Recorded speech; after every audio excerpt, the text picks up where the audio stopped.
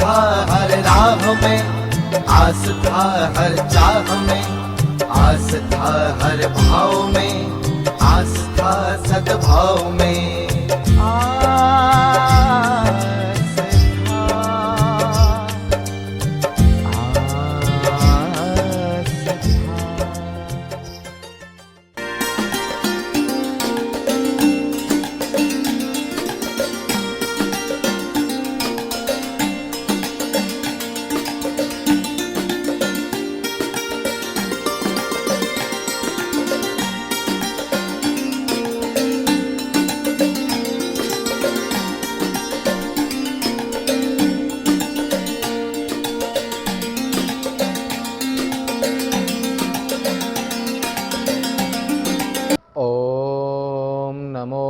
ब्रह्मादिभ्यो ब्रह्मविद्या संप्रदायकर्तृभ्यो वंशऋषिभ्यो महद्भ्यो नमो गुरुभ्यः।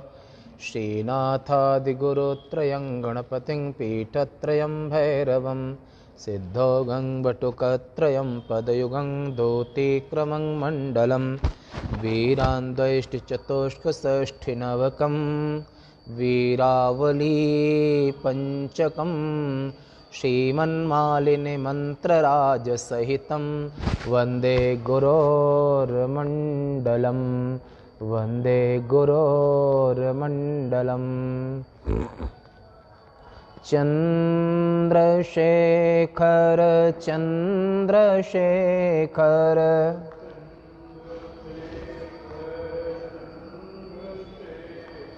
चन्द्रशेखर पाहि माम्।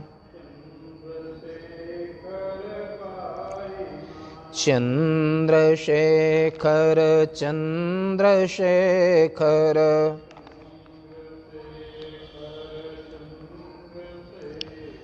चन्द्रशेखर रक्ष माम्।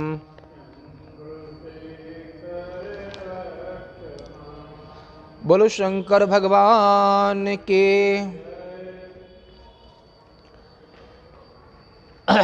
आज विक्रम संवत्सर 2077 सन 31/8/2020 भाद्र शुक्ल त्रयोदशी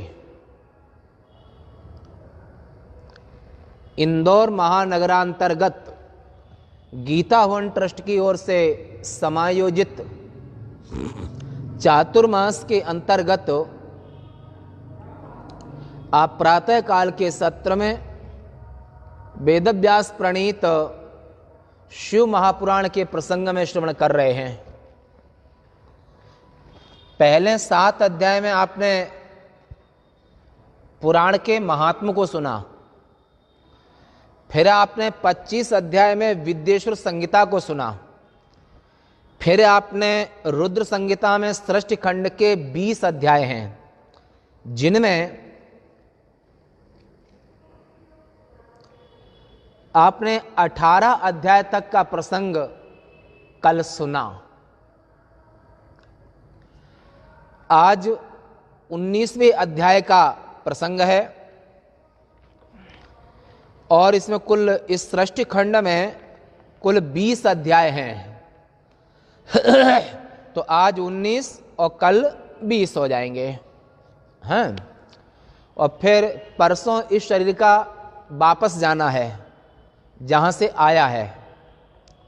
तो कल का दिन और है ये शरीर आपके साथ में इस महानगर में। 19वें अध्याय के आरंभ में ब्रह्मा जी कहते हैं, हे पुत्र नारद, गुण निधि की पहले आपने सुना कि गुण निधि के विषय में वो सब पहले आप सुन चुके हैं। पाद में कल्पे मम पुरा ब्रह्मणो मानसा सुतात पुलस्त्याद विश्रवा यज्ञे तस्य वैश्रवणा सुतः। हे पुत्र नारद, पहले पद्म कल्प में एक 12 कल्प हुआ है, पद्म कल्प हुआ है, ऐसे कई कल्प बीत गए हैं। पहले पद्म कल्प में मेरे मानस पुत्र पुलस्त्य से विस्त्रवा, रावण के पिता विस्त्रवा का जन्म हुआ था। उनका पुत्र वैश्रवण था। उन्होंने विश्वकर्मा द्वारा रचित इस अलकापुरी का भोग किया और कठिन तपस्या द्वारा उन्होंने पहले शिवजी की आराधना की। उस कल्प के बीत जाने पर, पद्म कल्प के बीत जाने पर मेघवाहन कल्प आया। मेघवाहन कल्प आया। तो मेघवाहन कल्प आया, तब उस यज्ञदत्त के पुत्र श्रीमान जो गुणनिधि ने अत्यंत तप किया। कौन से कल्प में? मेघ वाहन कल्प में। ये जो कुबेर की घटना है पूर्व जन्म की, ये मेघ वाहन कल्प की घटना है। कल्प से कल्प बहुत लंबा होता है वो जो है ना। देखो आप सुनाते हैं और एक बार सुन लीजिए। 24 घंटे का एक दिन रात मानव लोक का, और 12 महीने का दिन, पुनः सुनिए, 12 महीने का एक वर्ष मानव लोक में है। 6 महीने का दिन, 6 महीने की रात वो स्वर्ग में देवराज इंद्र के लोक में होती है। तो यहां का एक वर्ष और देवराज इंद्र का एक दिन रात, और ऐसे देवराज इंद्र के इतनी, मतलब यहां का एक दिन रात और देवराज इंद्र का एक दिन, यहां का 15 दिन और 15 दिन की रात वो पितरों का, जिसके राजा अर्यमा हैं, उन पितरों के यहां पर 15 दिन का दिन, 15 दिन की रात, ये पितृलोक में होता है। स्वर्गलोक में 6 महीने का दिन, 6 महीने की रात, और इतने बड़े 365 दिन का देवराज इंद्र का एक वर्ष होता है।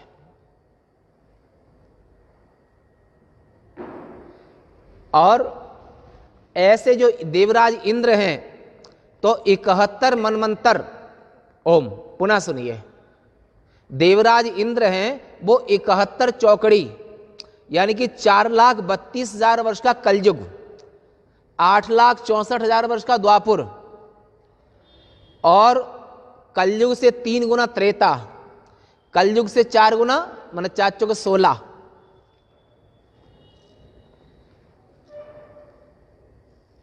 और 32 चौके 108, 108 हुए ना, 3 चौके 12, 128, 128 हुए ना। हाँ 128। तो यानी कि 4,32,000 वर्ष का कलयुग, 8,64,000 वर्ष का द्वापुर, और जो है 8 तिया 4 12 और 32 तिया 3 तिया 9 2 तिया 6 96, यानी कि लगभग 12,96,000 वर्ष का त्रेता। और सतयुग यानी कि 4 चौके 16 लाख, और उधर में कितना हो गए 32 चौके 28, 128, 3 चौके 12 और 128 ना, तो वहां पर 128 यानी कि 17,28,000 वर्ष का सतयुग। चारों युगों की आयु एक मिला दो, एक महायुग हो गया। ऐसे 71 महायुग का एक मनवंतर होता है। और देवराज इंद्र की आयु, अप्सराओं की आयु, सप्त ऋषियों की आयु और भूर्भुवः स्वः तीनों लोक की आयु, ये एक मनवंतर की होती है। और इतनी बड़ी आयु देवराज इंद्र की होती है, सतक्रतु माने 100 अश्वमेध यज्ञ को करके वो इंद्र बनते हैं। जवानी बनी रहती है। न तस्य रोगो न जरा न मृत्यु प्राप्तस्य योगाग्निमयं शरीरम। जैसे योगी पुरुष की भी जवानी हमेशा बनी रहती है। और ऐसे देवराज इंद्र के यहाँ पर सोमरस पान करने से उनको न बुढ़ापा आता है और न कोई रोग होता है। अग्नि को, वरुण को, इंद्र को, इंद्राणी को। तो इंद्र की जो पत्नी है, क्या नाम, सची, सची ने पहले कल्प में, अभी वैवस्वत मनवंतर है, पहले मनवंतर में जगन माता ललिता महात्रिपुर सुंदरी की बड़ी आराधना की और उनसे वरदान मांग लिया था कि हम एक बार इंद्राणी बनना चाहते हैं। तो उन्हें तथास्तु कह करके वही आज सची बनी हुई है। तो ऐसे जो ऊपर के लोगों में बैठे हैं, बड़े साधना तप करके ही गए हैं। ऊपर जाने के लिए सत्य का होना बहुत जरूरी है। तस्य आयतनम, सत्य, ये मुंडकोपनिषद में, सत्य आयतनम, सत्य का आयतन है। तो ऐसे ऊपर जाने वाले लोग यही है कि वो सत्य का उल्लंघन नहीं कर सकते हैं। और ऊपर से अगर तुम्हारा बेटा कोई ऊपर का देवता वहां से अभिशप्त होकर के अगर तुम्हारा बेटा बन गया है, तो बेटे का अंतःकरण ऐसा होगा कि वो झूठ नहीं बोलेगा, वो सामने युद्ध करने की प्रवृत्ति होगी, पीठ पीछे नहीं। उसे छल कपट की जिंदगी नहीं आती है। अगर ऊपर से आया तो, अगर पशु योनि से आया है या मनुष्य योनि से आया है, तो जैसे मनुष्य आप देख रहे हैं, यही केवल अपना कफन बदल करके, मुर्दा वही है, केवल कफन बदला है, अंतःकरण वही रहता है और उनका बस जो है नया शरीर मिल जाता है। तो ऐसे देवराज इंद्र 71 चौकड़ी तक उनकी आयु होती है। अप्सरा की, सप्तऋषियों की और भूर्वा स्व तीनों लोकों की, इनकी आयु 1 मनवंतर। ऐसे इतने बड़े 14 मनवंतर का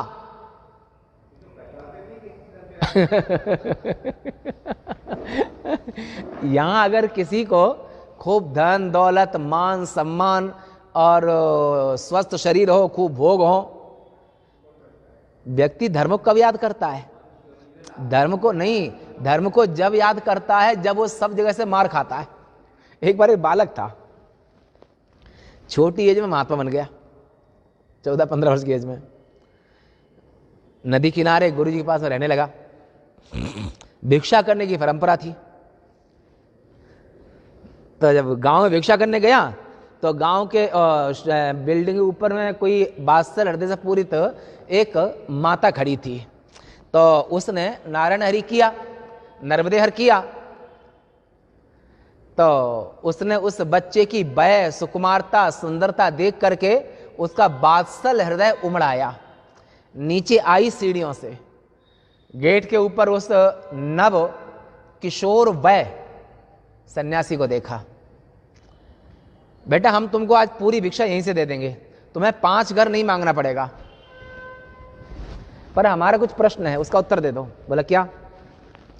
तो उस वात्सल्य हृदय पूरित माता ने कहा, पट पीत पटा सिर जूट जटा अति सुकुमार सलोने की तो हे मातु ने त्रास दियो कि पितु बनवास दियो के ही कारण बालक संत भयो। बेटा, अभी खेलने खालने का समय है, किशोर अवस्था है, आखिर इस अवस्था में इतना कठोर वैराग्य, पीले वस्त्र, गहरे वस्त्र, जटाजूट, किशोर वय, सुंदर सुकोमल और सुंदर शरीर, आखिर तुम क्यों सन्यासी बन गए?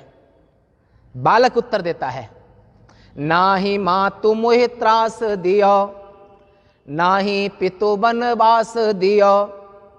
फिर क्यों साधु बने? बोले, संसार असार की मार पड़ी, ते ही कारण बालक संत भयो। संसार में जब तक मार नहीं पड़ती है तो कोई गीता भवन की ओर ना आए। आप सबके यहां पर भी विवेक है, संसार की असारता की मार आपको भी पड़ी है कि कुछ दिनों के पता नहीं कब देह छूट जाए। और हीरा जवाहर की माला तुम्हारी मखमल के गद्दे और रेशम की साड़ी, हैट बूट सूट सब यहीं छूट जाएगा, मान मेरा कहना नहीं तो पछताएगा, संत कहें ऐसा समय नहीं आएगा, पत्नी पुत्र पिता और माता, सखा सुमित्र सहोदर भ्राता, एक दिन ये रिश्ता सभी से छूट जाएगा, मान मेरा कहना नहीं तो पछताएगा। तो जितने भी धर्म में जुड़ते हैं उन सबको संसार की असारता की मार पड़ती है, तब उनको सत्य की याद आती है, धर्म की याद आती है, भगवान की याद आती है। और जब तक उनका यौवन धन और अज्ञान है तो उनको भगवान भगवती कुछ याद ना आए। दिन भर कमाएं, व्यसन करें, कुत्सित कर्म करें, जो नहीं करना चाहिए वो कर्म करें, और शाम को पी करके सो जाएं। ये संसार की हालत है। क्यों? वहां पर उन्होंने अज्ञान की मदिरा पी रखी है, और अज्ञान की मदिरा का नशा जब उतरता है जब आपको विवेक होता है। विवेक कब होगा? संसार असार की मार पड़ी। संसार में दुख ज्यादा है, सुख कम है, तो संसार की असारता की जब मार पड़ती है तब वहां से व्यक्ति संसार से उपराम होकर के, और भूप भवन तजी होए भिखारी, हो तन विषय विराग भवन बसतवा चौथपन, हृदय बहुत दुख लाग जन्म गयो हरि भगति बिना, बरबस राज सुतेंद्र पुदीना। मनु शत्रुपा सबसे पहले इंसान। बरबस राज सुतेंद्र पुदीना, नार समेत गवन बन कीना, तीरथ वर नैमिष विख्याता, अति पुनीत साधक सिद्धिदाता, रहे तहाँ पुण्य सिद्ध समाजा, ताहि हर्ष चलो मनुराजा,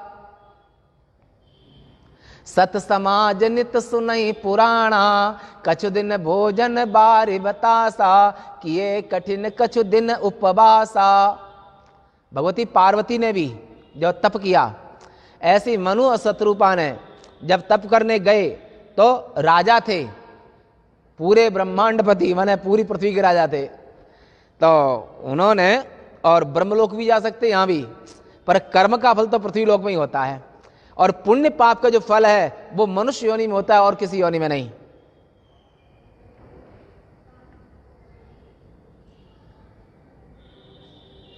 करें आहार साक फल कंदा, सुमिरह ब्रह्म सच्चिदानंदा, पुण्य हरि हेतु करण तप लागे, बार आधार कंद फल त्यागे। शरीर को धीरे से साधना चाहिए, एकदम से नहीं, एकदम शरीर टूट जाएगा। शरीर को धीरे धीरे सहने की आदत, आधी ठंडी आधी गर्मी आधी बरसात, एक गृहस्थ में सहना चाहिए। फिर धीरे धीरे 50 के बाद तो संन्यास लेना चाहिए। 50 से 70 तक 20 वर्ष का वानप्रस्थ आश्रम है, और 70 में तो शास्त्र का आदेश है कि 70 के तो 1 वर्ष ऊपर भी नहीं करना चाहिए। 70 वर्ष में संन्यास ले ही लेना चाहिए। इसमें ही सुन चुके हैं आप। 50 वर्ष तक गृहस्थ और 20 वर्ष तक जो गृहस्थ के संस्कार हैं उनको बुलाने में, और 70 वर्ष में संन्यास का विधान तो सभी के लिए है। तो हाँ, परंतु ब्राह्मण दंड, क्षत्रिय दूसरे वस्त्रों में, और सफेद कपड़े में भी संन्यास होता है। जरूरी नहीं गहरे कपड़ा पहनो, सफेद में भी संन्यास होता है। तो ऐसे यहाँ पर अपने भारतीय आर्यावर्त में, ये आर्यावर्त है, आर्यावर्त में जो मनु और शत्रुपा ने भी त्याग की परंपरा डाली। तो ऐसे 14 मनवंतर का ब्रह्मा जी का एक दिन होता है, और इतनी ही बड़ी रात होती है, और इतना ब्रह्मा जी का, और ऐसे ब्रह्मा जी इतने बड़े दिन और रात, माने अपने दिन में 14 इंद्रों को चेंज कर देते ब्रह्मा जी। और ब्रह्मा जी इंद्रों को चेंज करते हैं, रात में सो जाते हैं, सुबह सृष्टि करते हैं और शाम को सो जाते हैं।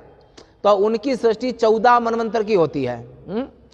तो ऐसे ब्रह्मा जी को इतने बड़े 365 दिन का ब्रह्मा जी का एक दिन होता है, और 365 दिन का एक वर्ष होता है।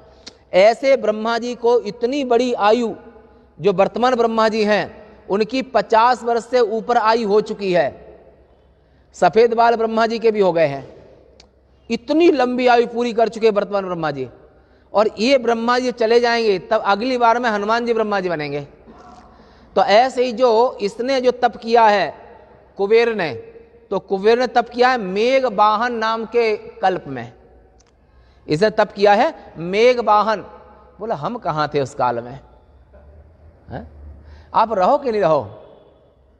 मेघवाहन कल्प में आप रहो कि नहीं रहो? हैं? नहीं रहो तो कि आत्मा तो कोई मरती नहीं है। शरीर दूसरा होगा, नहीं शरीर दूसरा होगा, अंतःकरण तो यही होगा। अंतःकरण इंद्रियां सब तो यही थी, ये कभी मरती नहीं है, ये तो ज्ञान से इनका बाद होता है। बाकी आपका केवल शरीर दूसरा था, बाकी ना सतो विद्यते भावो ना भावो विद्यते सतः। सत्य का कभी अभाव नहीं होता है और असत्य कभी शाश्वत रहता नहीं है, ये गीताकार ने कहा है। तो इसलिए आप जो पंचीकृत माने स्थूल देह से आप नहीं थे, स्थूल देह आपका दूसरा था, परंतु आपकी जो सूक्ष्म देह है उससे तो आप रहे, हम रहे, सब रहे। यही बात अर्जुन से, अर्जुन न अहम, मेरा और तुम्हारा बहुनांग, बहुत से जन्म बीत चुके हैं, अहम वेत्थ, मैं जानता हूं, पर तुम इसको नहीं जानते हो, तुम इसको नहीं जानते हो। तो ऐसा वहां पर मेघवाहन नाम के कल्प में इनने तप किया। यज्ञदत्त के पुत्र श्रीमान गुणनिधि के अत्यंत तप किया उनने, और दीपदान मात्र से, कल आप सुनी थी कथा कि दीपदान का कितना महत्व है। पर घी का दीपक जलाना, दान करो मंदिर में या आश्रम में या नदी में, तो घी का दीपक है, तेल का दीपक अखंड दीपक चलेगा, आरती में नहीं। तो ऐसे दीपदान मात्र से शिवजी की भक्ति के प्रभाव को जान करके, हृदय को प्रकाशित करने वाली काशी नगरी को पा करके, कल दम नाम के राजा उड़ीसा में हुए थे, पर वहां होने के बावजूद उनने काशी में मेघवाहन नाम के कल्प में काशी में रह करके बड़ी भारी तपस्या की, और 11 रुद्रों के समीप चित्त रत्न के दीपकों को जला करके, मन चित्त मन अपने मन को लगा करके, अपने मन में शिव भाव जगा करके, ये चित्त दीपक है, अपने मन को शिवाकार करना, अनन्य भक्ति से ध्यान से निश्चल अतीव तन्मय होकर के और शिव के साथ एकता को प्राप्त सुयोग्य और तप की अग्नि से बढ़ा हुआ, काम क्रोध महाविघ्न रूपी पतिंगों के आघात से रहित और प्राणवायु को रोक लेने से वायु रहित निर्मल दृष्टि से निर्मल शिवजी के लिंग की स्थापना करके और सद्भाव रूपी फूलों से उनकी पूजा करता हुआ कुबेर गुणनिधि, कौन से कल्प में? मेघवाहन कल्प में। ये आज बने हुए हैं, ये कितनी कल्पों में इन्होंने तप किया है? तो तब तक वह तप करता रहा जब तक उसका शरीर, त्वचा और हड्डी मात्र शेष रह गए थे, अन्न भी जल भी छोड़ दिया, और जब तक वो हड्डी मात्र रह गए थे तब तक इसने, कुबेर ने मेघवाहन नाम के कल्प में बड़ी कठोर तपस्या की काशी में। इतने में उसके 10,100 वर्ष बीत गए, 10,100 वर्ष बीत गए, और उसके बाद विश्वेश्वर देव, विशालाक्षी माता, जगन माता पार्वती दोनों ही अलकाधिपति को देख करके, और वे स्थाणु रूप से विराजमान शिवलिंगों में मन लगाए हुए, और उन्हें देखकर कहने लगे, हे अलकापति। देख करके ही महादेव ने उनको अलका का स्वामी बना दिया, अलकापति कुबेर की नगरी है। स्थाणु रूप विराजमान शिवलिंगों में मन लगाए हुए और उन्हें देख करके कहने लगे, हे अलकापति, तुम्हारी जो इच्छा वह वर मांगो। जब तक वह तपस्वी आंख खोल करके देखता, तब तक 1000 सूर्यों से तेज संपन्न भगवान सूर्य का और भगवान शिव का देह इतना तेजोमय कि उसकी आंखें चौंधिया गई। जैसे आप जेठ के महीने में सूर्य को अपनी आंखों से देखना चाहो, नहीं देख सकते हो है? ऐसे तो चंद्रचूड़ श्रीकंठ उमापति को सामने देखा और उनके तेज से आंखें चौंधिया गईं। अतः आंखें बंद कर उसने सभी प्रकार के मनोरथों को देने वाले सभी देवताओं के स्वामी शिवजी से ऐसे कहा कि अपने चरण कमलों के दर्शनों की शक्ति मेरे नेत्रों को प्रभु, हम ताकि आपका दर्शन कर सकें, हमारे नेत्रों को वो शक्ति दीजिए। हे नाथ, यही वर है और आपका साक्षात मैं दर्शन कर सकूं। हे ईश्वर, बरसे में क्या करूं। हे शशेखर, आपको हमारा कोटि कोटि प्रणाम है, नमस्कार है। इस प्रकार उसके वचनों को सुनकर के उमापति महादेव ने अपने हाथ से उसको स्पर्श किया और अपने दर्शन की शक्ति उसको दे दी स्पर्श करके। जैसे आपने देखा होगा वो ध्रुव जी के कपोल में, गाल में भगवान विष्णु जो दर्शन दिए तो उनको क्या छुआ दिया था? शंख। हाँ, सर्ववेदमय शंख, इससे सब ज्ञान उनको आ गया था। ऐसे ही तो इस प्रकार उसके वचनों को सुनकर उमापति महादेव ने अपने हाथ से स्पर्श करके और उसके बाद जब उसने आंखें खोली तो पहले उमा को ही देखा, पार्वती को। तब यह यज्ञदत्त का पुत्र शिवदर्शन की शक्ति को पाकर यह सर्वांग सुंदर स्त्री शिव के समीप कौन है और इसने मुझसे भी अधिक कौन सा तप किया है जो शिव के साथ में है, और इनका रूप, प्रेम, सौभाग्यता, शोभा सभी आश्चर्यजनक है। आज किसी के पास में कुछ विशेष देखते हो तो जब दुनिया रात में सोती थी तब वो रात में जग करके तप किया करता था, चाहे विद्वता हो चाहे धन हो। कहीं अगर आपको विशेष दिख रहा है तो यद विभूतिम सत्वम, जहां जहां कुछ विशेष दिखाई दे रहा है वो मेरा ही तेज है और उसको तप से मिला हुआ है। तो देखा इस स्त्री ने कौन सा तप किया है, ऐसा मन में सोचने लगा। ऐसा बार बार कहता हुआ जब वह उसे क्रूरता पूर्ण दृष्टि से देखने लगा तब तक उसका बायां नेत्र उस स्त्री को देखने से फूट गया। क्रूर दृष्टा वीक्षन्ते, जो इसलिए अपने बड़ों को और हर किसी को क्रूर दृष्टि से नहीं देखना चाहिए, आंखों का तेज कम हो जाएगा। तो उसकी बाईं आंख फूट गई। तब देवी ने शिवजी से कहा, यह दुष्ट तपस्वी कौन है? बार बार मुझे देख करके तुम मेरी तपस्विता का वर्णन करो। अब यह फिर मुझे बार बार दाहिनी आंख से देख रहा है। एक आंख तो पार्वती जी ने फोड़ दी, अब दाईं आंख से देख रहा है। तो रूप, प्रेम, सौभाग्य, संपत्ति से मेरे साथ असूया कर रहा है, ऐसा पार्वती ने कहा।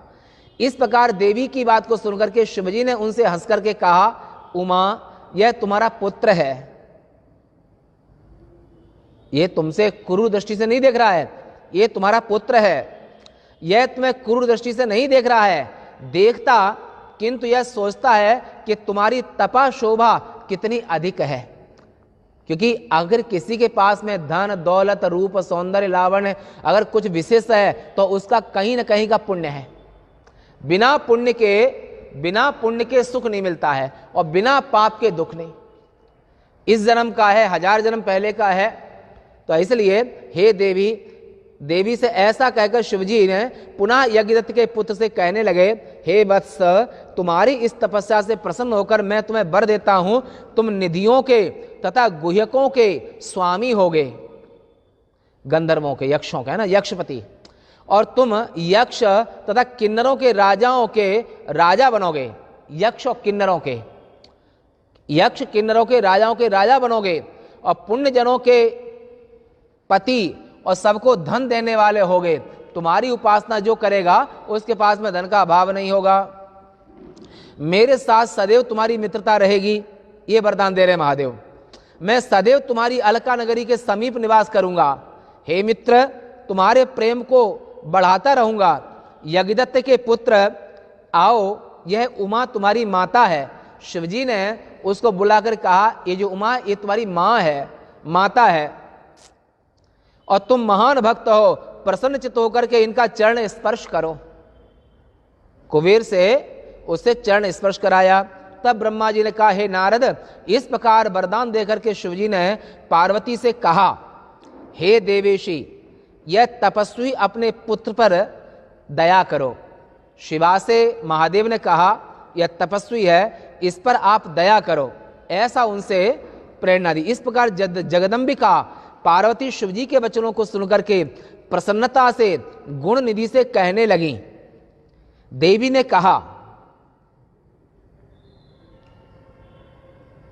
बसते निर्मला भक्तिर भवे भवतु सर्वदा भवैक पिंगो नेत्रेण वामेन स्फुटतेन। तुम्हारी निर्मल भक्ति सदैव शिव जी के प्रति बनी रहे और तुम इस बाएं नेत्र से रहित रहोगे। कुबेर को एक ही आंख है,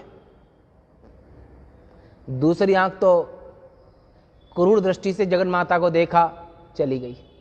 अब कुबेर जो है वो एक ही आंख वाले हैं और शुक्राचार्य भी एक ही आंख वाले हैं। तो कहा कि तुम इस बाएं नेत्र से रहित रहोगे। महादेव जी ने जो तुम्हें वर दिए हैं वे सब उसी प्रकार से बने रहेंगे। मेरे रूप के प्रति जो तुमने ईर्ष्या की थी उसके कारण तुम कुबेर कह जाओगे। कुबेर, बैरन विग्रह आसन त्रासा। बैर में कु उपसर्ग लग गया है, बैर शब्द में कु उपसर्ग, तो सु उपसर्ग जो होता है वो अच्छाई के लिए होता है, कु उपसर्ग होता है कुत्सित के लिए होता है। तुमने हमको गलत दृष्टि से देखा इसलिए तुमको ये दंड है और आज से तुम कुबेर कहलाओगे। ये नाम जगन माता ने रख दिया उनका। इस प्रकार देवी सहित महादेव ने वर देकर के कुबेर विश्वेश्वर नामक स्थान में प्रवेश कर गए। इस प्रकार कुबेर ने शिवजी की मित्रता को प्राप्त किया। अलका नगरी के पास ही शंकरालय कैलाश भी था। कुछ लोग कहते हैं यहाँ पर मिलता है कि अलकापुरी बद्रीनाथ। बद्रीनाथ तो आप लोग गए होंगे। बद्रीनाथ से आगे पड़ता है माना गांव, जो चाइना और इंडिया का लास्ट गांव है, और फिर पास में सरस्वती नदी का उद्गम है। आप लोग देखा है कि दर्शन किए नहीं किए? बद्रीनाथ से आगे 5 किलोमीटर माना गांव, और फिर माना गांव से आगे वो सरस्वती नदी का उद्गम है। और सरस्वती नदी के उद्गम जब बद्री विशाल का दर्शन करके पांचों पांडव और द्रौपदी कहाँ गए? स्वर्गारोहण में। तो स्वर्गारोहण का रास्ता वही है। तो जब वहाँ पर बड़ा भारी प्रवाह है सरस्वती नदी का, उसमें कोई रुक नहीं सकता है मनुष्य। द्रौपदी चलने में असमर्थ रही तो भीम ने, और ये सरस्वती नदी का जो बहाव है और वहीं ऊपर में वेदव्यास जी गुफा है। वेदव्यास जी वहीं पर रह करके इन सब की रचना दर्शन आदि का प्रणयन किया। और उसके पहले गणेश गुफा है अलकनंदा के उस पार में, और फिर उसके बाद में तो ऊपर व्यास जी गुफा है, व्यास जी की वहीं रहा करते थे। और व्यास जी के पिता पाराशर, क्योंकि पहले ऋषिगण हिमालय क्षेत्र में ज़्यादा कर रहते थे, तो आज भी उत्तराखंड की कुल आबादी शायद 2 से 3 करोड़ होगी शायद, और वहाँ पर 90% लोग ब्राह्मण ठाकुर हैं, वैश्य भी ज़्यादा नहीं है। ब्राह्मण ठाकुर जो तप करने जाते थे कुछ तो वहीं रह जाते थे, कुछ वहाँ पर। तो वहाँ पर ये उत्तराखंड क्षेत्र में तो ये के बद्री विशाल के आगे 8 किलोमीटर लगभग तो माना गांव जो चाइना और इंडिया का बॉर्डर, अंतिम गांव, और वहीं पर भीम ने एक पहाड़ उठाया और सरस्वती नदी के ऊपर रख दिया। उसको आज भी भीम पुल कहते हैं, भीम पुल। और फिर उस पुल से आगे होकर के जैसे ये आगे चलने लगे तो आगे जाकर के द्रौपदी की वहीं पर कुल देवी का भी स्थान है। और इसी सरस्वती नदी के पास में ही यहीं पर द्रौपदी ने अपना देह त्याग दिया। फिर आगे जाते हैं तो वसुधारा पड़ती है, तो वसुधारा में नकुल ने, फिर आगे लक्ष्मी बनाता है, वहाँ सहदेव ने। वसुधारा वही है जहाँ पर अष्ट वसुओं ने वशिष्ठ के शाप से, वशिष्ठ आश्रमी भी वो भी हिमालय रहा करते थे, तो ये वशिष्ठ के शाप से जो अष्ट वसु थे उनको शाप मिला। और बद्रीनाथ से आगे और नर नारायण पर्वत भी, बद्रीनाथ जहाँ पर भगवान बद्री विशाल हैं उनको नारायण पर्वत कहते हैं। और इस पार में नर पर्वत, नर नारायण दोनों तप करते थे। तो जब वहाँ से आगे जाते हैं तो वसुधारा यानी कि अष्ट वसुओं ने कठोर तपस्या की माता गंगा की। माता गंगा ने प्रकट होकर के उनको दर्शन दिए। उनने कहा, माता मुझे शाप लग चुका है, हमको सामान्य स्त्री के गर्भ से हम नहीं जन्म लेना चाहते हैं, और आप सुना है कि आपको भी शाप लगा है, तो आप हमको अपने गर्भ से जन्म दे करके और जन्म देते ही मार देना। तो बोला, तुम एक तरफ मेरे पुत्र बनना चाहते हो, एक तरफ मां से कह रहे हो कि जन्म लेते ही मार देना, ये कैसा वरदान? बोला, मां मेरी यही इच्छा है, हम पृथ्वीलोक में नहीं रहना चाहते हैं। वसु है, तथास्तु। और वही गंगा यहां पर शांतनु ने इंद्र के सखा थे मित्र, और इंद्र की सभा में वो नृत्य गायन देखने आया करते थे। तो ऐसा प्रमाण मिलता है कि इन्होंने 1000 अश्वमेध यज्ञ किए थे, और परंतु शाप लग गया।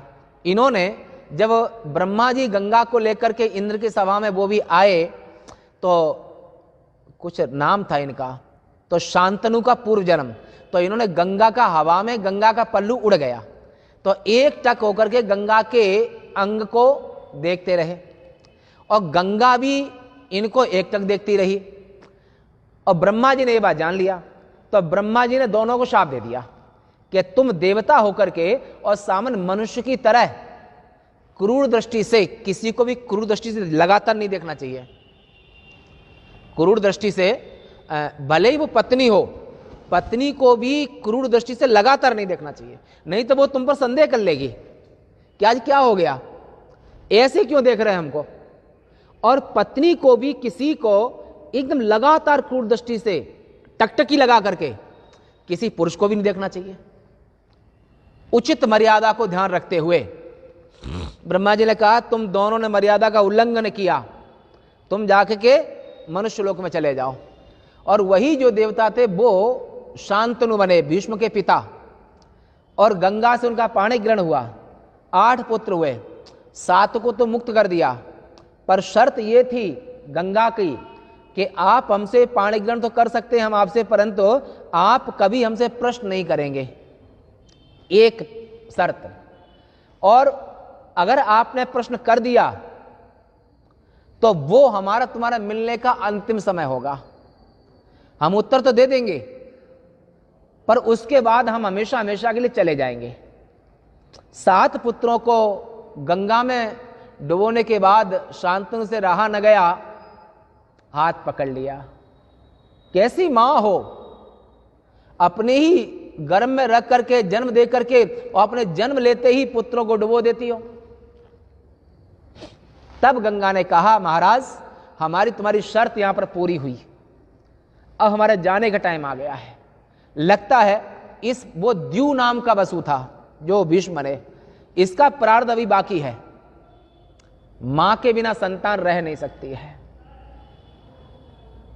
हे राजन, इसको हम लेके जा रहे हैं और 16 वर्ष के बाद वापस कर देंगे। भीष्म को 16, तो भीष्म को जब गंगा लेके गई तो स्वर्ग में, ये सप्तऋषि वगैरह स्वर्ग में अभी भी रहते हैं, तो वशिष्ठ से उपनिषद और वेदांतों का पठन पाठन भीष्म का हुआ वशिष्ठ से, और धनुर्विद्या भार्गव से, माने परशुराम से। तो इनकी शिक्षा दीक्षा स्वर्ग में हुई। जैसे तुम्हारे यहाँ के लोग कई बार लंदन चले जाते हैं, अमेरिका चले जाते हैं, और वहाँ के लोग यहाँ पढ़ने आते हैं, ऐसी स्वर्ग का और पृथ्वी लोक का रिश्ता नाता था।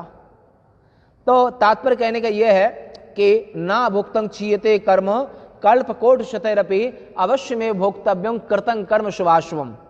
ये जो जीव है, और पिछले कितने भी कल्प में अगर शुभ और अशुभ किया है, और ज्ञान के बिना किसी कर्म का नाश नहीं होता है, पुण्य हो या पाप हो, केवल जो आत्मज्ञान है उससे ही कर्मों का नाश होता है। पुण्य पुण्य विवर्जित पंथा, पुण्य और पाप दोनों नष्ट हो जाते हैं, और ऋते ज्ञान न मुक्ति, और ज्ञान के बिना कर्मों का नाश कभी नहीं होता है। और कर्म का फल कब मिलता है? मनुष्य योनि में। मनुष्य योनि मिलता है, अन्य योनियों में कर्म का फल नहीं मिलता है। तो इस तरह से जब ये हुआ तो गंगा ने कहा इसका पता नहीं कितना प्रारब्ध बाकी है और ये और रहेगा, 16 वर्ष के बाद वापस दे। वो वही गंगा तो वसुओं के साथ में प्रकट हुई बद्रीनाथ के आगे, तो वहां प्रकट होकर के उन्होंने वरदान दिया था, उसी का नाम वसुधारा। आज भी वहां पर जाओगे तो वहां पर जो पुण्यात्मा है उन्हीं पर पानी गिरेगा, ऊपर से पानी गिरता है, झर झर झर झर झर, बड़ा आनंद आता है, ठंडी बहुत है। तो नकुल का शरीर वहीं छूट गया था। सहदेव का आगे लक्ष्मण आता है और फिर चक्र तीर्थ आता है। चक्र तीर्थ में अर्जुन का देह छूटा और फिर उसके बाद में स्वर्गारोहिणी, एक ताला, स्वर्गारोहण क्या है? एक तालाब है 3 कोने का जो ब्रह्मा जी ने बनाया। वहां पर एकादशी को तीनों देव आते हैं और उस तालाब में स्नान सबका संभव नहीं है, बड़ी मुश्किल होती है। तो जो स्नान कर लेता है या वहां मृत्यु इसकी हो जाती है तो उसको अधोगति में कभी नहीं जाना पड़ता है। एक वो तालाब और दूसरा तालाब है बासुकी ताल, जो केदारनाथ से अलकनंदा के इस तरफ पड़ता है बाएं में। आप बद्रीनाथ गए हो गए, अलकनंद नहीं, मंदाकिनी, तो मंदाकिनी को पार करके बासुकी ताल पड़ता है, जहां पर समुद्र मंथन के बाद बासुकी ने वहां पर विश्राम किया और ये शरीर ने वहां से एक ब्रह्म कमल लेके आए थे और स्नान भी किया, क्योंकि हिमालय हमें पसंद है। और लगभग 18 वर्ष का काल उधर व्यतीत हुआ। बाद में फिर क्या होता है, जब 35 से ऊपर चल देते हो ना, तो नीचे के शरीर जिनके होते हैं तो 35 के बाद में उनके घुटने जवाब देने लगते हैं ऊपर में, कि ठंडी बहुत होती है और 35 तक खून गर्म रहता है। 35 के बाद वहाँ महात्मा 35 तक तो साधना कर सकते हैं, उसके बाद में बर्फीली हवा और वो घुटने पकड़ लेती है। फिर आपको हिमालय छोड़ करके 35 के बाद नीचे आना पड़ेगा, गुजरात, MP, बम्बई, इधर आना पड़ेगा, क्योंकि उधर में क्या है, ठंडी बहुत होती है और खून की जो गर्मी है वो 35-40 तक रहती है। उसके बाद में फिर एक घुटने में बाय सब हो जाता। तो वहाँ के महात्मा लोग एक गंगोत्री में दंडी स्वामी रहते थे, वो पूरा दंडी आश्रम है वहाँ पर। तो उन्होंने हमसे भी कहा, मैंने कि हम तो वीतराग, हमें कुछ लेना ही नहीं है, हम तो वो क्या शिव भावे सुखी विहरण, हमें कोई संग्रह करना ही नहीं है। परिव्राज सन्यासी वाला सन्यासी परिव्राजक ना, तो वो सब, तो उनको भी यही समस्या हो रही थी, पहले की बात है ये। तो ऐसे ऊपर में रहने में बस ये बाद में घुटने जो 35 के बाद में जवाब देने लगते हैं। तो बासुकी ताल में निरे ब्रह्म कमल है, निरे ब्रह्म कमल, और कम से कम 2 किलोमीटर का तालाब होगा, अथाह पानी, उसमें नीला पानी है। और वही वहां पर चप्पल जूता पहन के नहीं जा सकते हैं, वहां पर कोई रहता भी नहीं है, सुबह जाओ शाम को आ जाओ। और वहां पर आप जगह इधर उधर में कोई मलमूत्र त्याग भी नहीं कर सकते हो, बहुत सोच के, कि वहां देवताओं का वास है। और ऊपर की जो पट्टी है, गंगोत्री, यमुनोत्री, बद्रीनाथ, केदारनाथ और अमरनाथ, ये पूरी पट्टी है, ये सिद्ध पुरुषों की पट्टी है जो पृथ्वी और जल पर विजय प्राप्त कर चुके हैं। ऐसे महान सिद्धों की वहां पर पूरी पट्टी सिद्धों की है। और महादेव का नित्यवास है, देवताओं का वास है उस क्षेत्र में। तो आप ब्रह्मकमल खूब होते हैं। ब्रह्मकमल की विशेषता ये होती है, ये शरीर जब रहता था तो वो जुलाई अगस्त 2007 में, तब यह जमीन आश्रम नहीं था, तो हर ज्योतिर्लिंग राकर जामन करता था। तो शिव भावे सुखी विहरण काश्यंग सुपच गेहेवा, कोई परहेज नहीं, चाहे जहां मन करता, कभी नर्मदा तट, गंगा तट, जहां मन करे। तो वहां पर बासुकी ताल में स्नान करने में, जब आप स्नान करोगे ना, तो ऐसा लगेगा जैसे आप घुसे, ऐसा लगता है कि शरीर जो है ना गया, इतना ठंडा जल वहां पर वहां पर ब्रह्म कमल बहुत हैं। और भगवान ब्रह्म कमल, केदारनाथ में ब्रह्म कमल चढ़ाने का बड़ा महत्व है। अब तो महंगे हो गए, 2007 में वहां पर ब्रह्म कमल मिलता था 5 रुपए का एक, और तब हम तो पैसा रखते ही नहीं थे, तो ले ही नहीं सकते थे, तो फिर खुद 1300 ब्रह्म कमल लेके आए। तो वहां पर संतोष आदि विद्यार्थी थे, उनको पढ़ाया रुद्री 2 महीने में। फिर बोलो मेरे साथ गए, मेरी इच्छा थी कि भगवान महादेव का हम ब्रह्म कमल से अर्चन करें, 1000 ब्रह्म कमल से, ऐसी इच्छा थी। तो बल महादेव का अनुग्रह है, वो सब पूरा हुआ है ना। तो वहां से वो किया, और कुछ नहीं मिले कि डेली नियम है, जब तक हम वो शिवलिंग पूजन नहीं कर लेंगे तब तक भोजन नहीं होगा। यहां पर हमारे पास में पार्थ शिवलिंग है, तो वहां पर क्या किया, भले ही आप मिट्टी के शिवलिंग बनाओ, भले ही आप बर्फ के शिवलिंग बनाओ, तो वहां पर बर्फ का शिवलिंग बनाया और बासुकी ताल से ही जल हाथ में लेकर के, और फिर ब्रह्म कमल से भगवान के पाद्यम नैवेद्यम सब कुछ ब्रह्म कमल से। अब विरक्तों की पूजा तो ऐसी होती है, विरक्तों की सन्ने ऐसी पूजा उनकी होती है। तो ऐसा केदारनाथ के मंदाकिनी के इस तरफ पड़ता है, वो काफी कठिन चढ़ाई वहां पर भी। और ये जो बता रहे हैं आपको, तो वहां पर बसुधारा, तो बसुधारा के आगे 3 किलोमीटर होगा शायद, वो चक्र तीर्थ है। वहां पर अर्जुन गिर गया था चलते चलते, अंतिम संकल्प था कि अंतिम संन्यास लेके निकले थे ना, तो भीम ने कहा भैया द्रौपदी गिर गई, युधिष्ठिर ने कहा पीछे मत देखना। इसे संन्यास कहते हैं कि छोड़ने के बाद पीछे नहीं देखा जाता। यहां पर भैया नकुल गिर गया युधिष्ठिर से, बोला पीछे मत देखना। लक्ष्मण में भैया सहदेव गिर गया, बोला पीछे मत देखना। चक्रतीर्थ में अर्जुन गिर गया, बोला पीछे मत देखना। इसे संन्यास कहते हैं। फिर भीम वहां पर जो वो स्वर्गारोहिणी, ये 3 कोने का तालाब है, और बासुकी ताल है, जो बासुकी ताल है वो कम से कम आधा किलोमीटर चौड़ा होगा और शायद 2 किलोमीटर लंबा होगा, अथाह जल वहां पर। और ये तालाब 3 कोने का है, बहुत चौकोर जैसा, और निरे पहाड़ और ब्रह्मकमल बहुत होते हैं वहां पर। तो उनने कहा, युधिष्ठिर ने कहा जब भीम भी गिर गया है तो उस समय पर उनको परंतु पीछे नहीं। तो संन्यास आश्रम में विरक्त होने के बाद पीछे देखने का विधान नहीं है। बोला पीछे मत देखना, जो गिर गया, गिरना तो सभी को है। जब संन्यास लेकर के शरीर छोड़ने जा रहे हैं तो थोड़े समय में, तो ऐसे वहां पर ये बद्रीनाथ क्षेत्र के लगभग 8 किलोमीटर वसुधारा है, 8 किलोमीटर बाद में 3 किलोमीटर लक्ष्मीवन होगा, और शायद 3 किलोमीटर ही चक्रतीर्थ होगा। और चक्रतीर्थ में एक मैदान है बहुत बड़ा ऐसा, जहां अर्जुन शरीर गिरा था, और उसके बाद में स्वर्गारोहिणी तालाब आ जाता है, एक बहुत बड़ा तालाब है, 3 कोने का है वहां पर। बस वहीं से, उसी जगह से जब भीम का भी शरीर छूट गया, भीम भी गिर गए, तो वो वहीं पर कोई आया वहां पर, तो धर्मराज को वहीं विमान आ गया, सशरीर लेके गए। तो ऐसे ही जो तपसा ब्रह्म विजिज्ञासस्व, ये आर्यावर्त के सदग्रस्तों की कहानी है। आर्यावर्त के राजाओं की त्याग तपस्या, आर्यावर्त के राजाओं का चरित्र है, आर्यावर्त के राजाओं का एक बड़ा मन है, आर्यावर्त के राजाओं का त्याग तप, उनके मानसिक स्थिति, मन में राजा होने के बावजूद भी वो जब सन्यासी बन के चले तो पीछे मत देखना, पीछे मत देखना।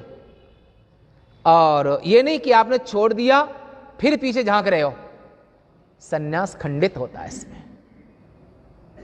ये स्वर्गारोहण।